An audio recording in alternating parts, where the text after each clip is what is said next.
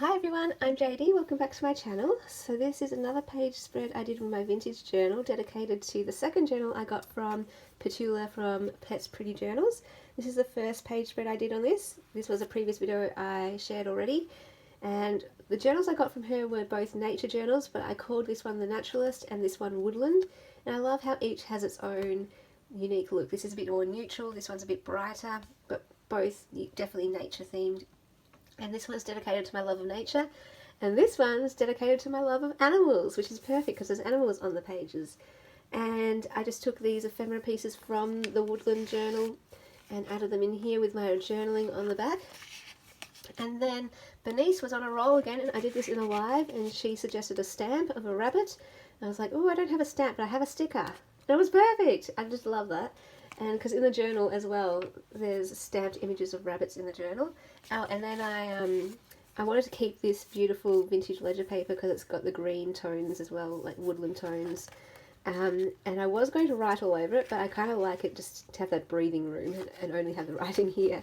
Put the date on here, and then this washi tape. I love how it adds a subtle effect. It's slightly transparent, green to tie in with the green, pink to tie in with the pink tones, and the woodland theme or the nature theme.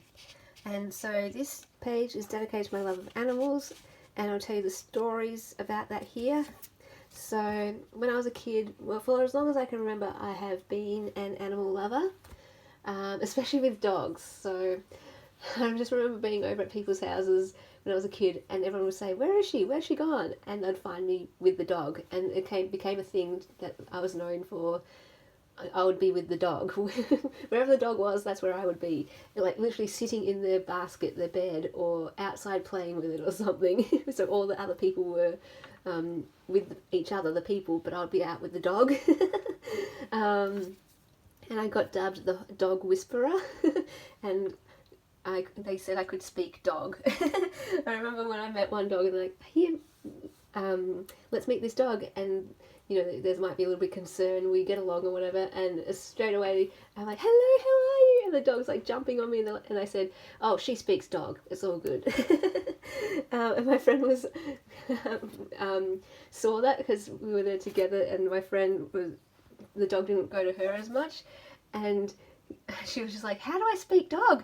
And she was trying to speak high like me and excited like me. It was so funny.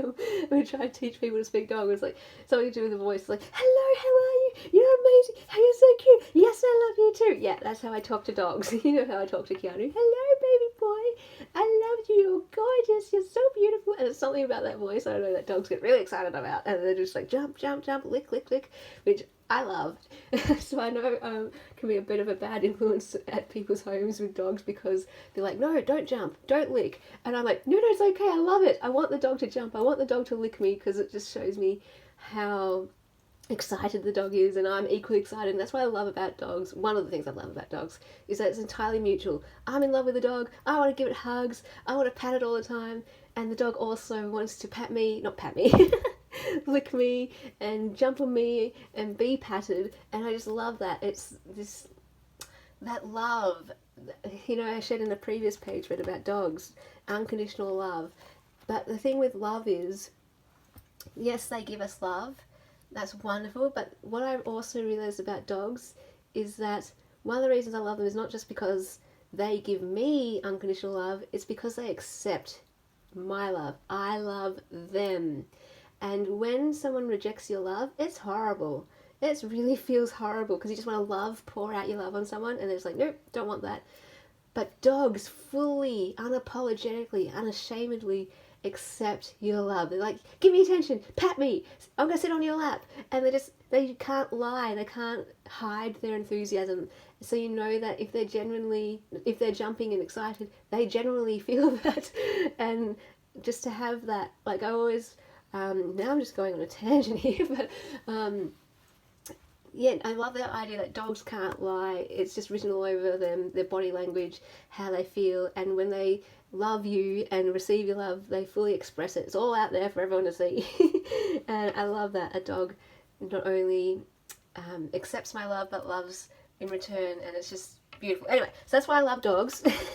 But let's go back to animals. So I also wanted to be I wanted to work with animals since I loved animals so much. I wanted to be either a zookeeper or a zoologist. And I even went to uni to do all this. I studied biology, majored in zoology, got honours in animal behaviour. But then at the age of 26 I had a bit of a quarter-life crisis and realised my heart all along was actually with creativity in terms of dream job. So art, writing, creating, that was actually where my heart was.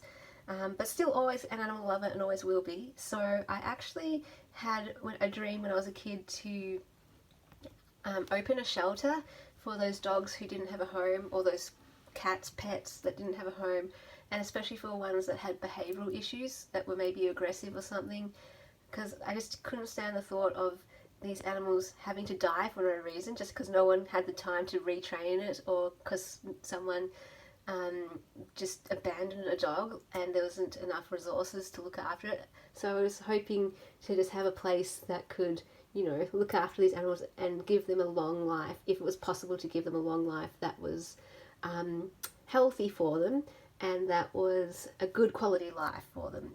So that was my little dream, and I don't think that will ever happen, but I can kind of make it happen by supporting others who do have shelters, by supporting others who do rehome dogs and look after these pets that don't have homes. And that's one thing I really want to do. So you guys know that I donate to a different charity every month, and I increase the amount by $1 every single year, with the aim of giving away at least half my income. But what I want to do is also eventually focus on maybe a few or a handful of charities that I donate to regularly for the rest of my life. So I already do for one, so World Vision, because it's on my heart to do something about, you know, poverty. I think it's ridiculous that we've got enough food to go around, so why are there people hungry? So I want to help with that kind of thing. And so that will be a lifelong thing. But I also want to help animals, and whether it's fighting animal cruelty or helping animals that don't have homes, that's another one that I would like to start regularly donating to every month for the rest of my life. And it's great, I found a local one here, so I might look into that one, ring them up and just ask for a bit more information, and then yeah, see if I can set up an automatic thing where it comes out of my account every month. And then, yeah, that way I could be living out my dream in not the way that I envisioned, me opening a shelter, but, you know, contributing to someone else's shelter. So, yeah, I absolutely love that idea. I've always wanted to do that, contribute to somehow fighting for the rights of animals and that kind of stuff. And this just helps my heart feel a bit more like I'm doing something. And going towards like food, buying food for these animals to eat, or paying for the vaccinations for these animals. If my money can help do that and keep an animal alive and then find a new home, then I think that's money well spent. So yeah, and just resonates a lot with my heart. So yeah, that is what this page is about, just my love of animals, how I went to uni to study to become a zoologist, but then realised creativity, but then how I can still, even though I don't work in this field, I can still give in some way and contribute in some way. So if I'm going to leave an encouraging message at the end of this, whatever it is that you feel led to support, you don't have to physically necessarily do it. I mean, if you can, great, but if that's not possible, it doesn't have to stop you from supporting these things that your heart is led to. You can find a charity, maybe volunteer, or you can donate some money there, or drop off some blankets if the dogs need blankets. I'm talking about animals here, but anything, any cause that is on your heart, you can find ways to help out and contribute. It just might look different to the way you imagined, but get creative. It's fun. Anyway, so that's my heart about animals, and I hope that was fun to listen to. I don't know, I just ramble sometimes, but I really love this page. Hope you do too. Let me know what you think, and I will see you guys in the next video. Bye guys.